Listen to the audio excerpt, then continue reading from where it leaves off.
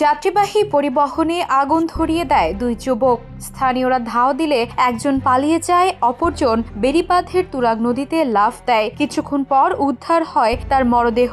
মিরপুর বেড়িবাঁধে ঘটে যাওয়া ঘটনাটি মুহূর্তেই আতঙ্ক ছড়ায় এলাকায়।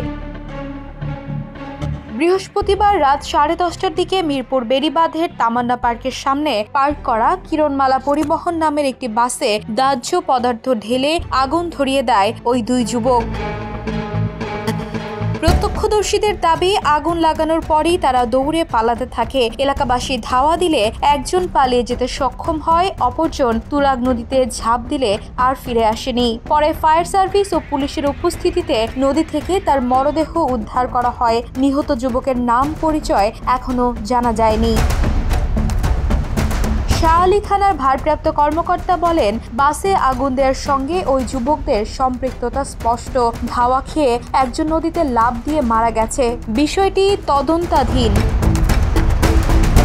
তিনি জানান, আগুনে বাসটির ভেতরের আসন ও কাঠামোর বেশিরভাগ অংশ পুড়ে গেছে। আগুন ছড়িয়ে পড়ার আগে ফাঁকা থাকায় বড় ধরনের প্রাণহানি এড়ানো গেছে। স্থানীয় বাসিন্দারা বলেন, হঠাৎ আগুন জ্বলতে দেখে আমরা ছুটে যাই। দুজনকে দৌড়াতে দেখি, একজন পালিয়ে যায়, আরেকজন নদীতে পড়ে যায়।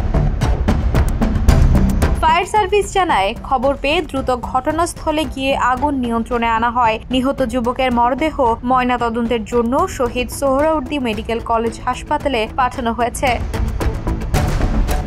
Desk report, the news.